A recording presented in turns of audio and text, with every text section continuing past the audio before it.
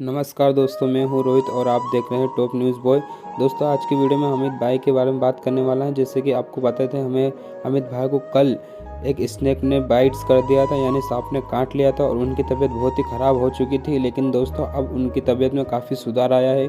उन्होंने अपने YouTube channel पर एक वीडियो के द्वारा सभी को बताया है कि वो अभी ठीक है और उनको बहुत नाराज़ है दोस्तों आप सबसे, क्योंकि उनके ऊपर काफ़ी गलत वीडियो बनाए जा रहे हैं कि अमित भाई इस दुनिया में नहीं रहे।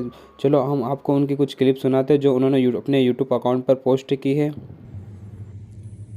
गाइस, मैं ठीक हूँ। बहुत सारे अफवाहें वगैरह फैल रही हैं, तो वो कोई भी नहीं फैला है, उनके ऊपर कोई भी यकीन मत करो भाई। और अभी थोड़ा सा सर दर्द हो रखा है, बाकी सर भारी हो रखा है और मतलब कुछ ज़्यादा अच्छा नहीं लग रहा, बट वैसे कोई दिक्कत नहीं है।